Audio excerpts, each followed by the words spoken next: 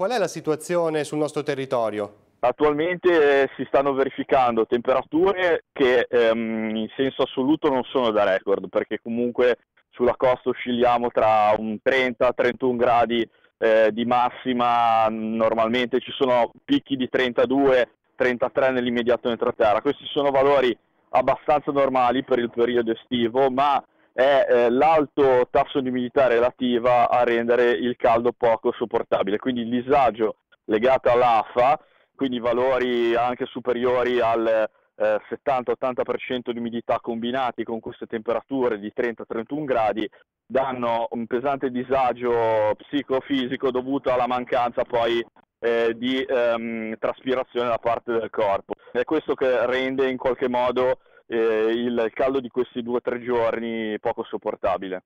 Questa situazione per quanto tempo ancora andrà avanti? Sicuramente per questa settimana. Addirittura è previsto anche un'ulteriore accentuazione del caldo nei prossimi 2 o 3 giorni. C'è da dire che venerdì potremo sperimentare una fase più torrida, quindi torrida contrariamente a quello che, che si pensa vuol dire meno affosa, quindi con tassi di umidità più contenuti.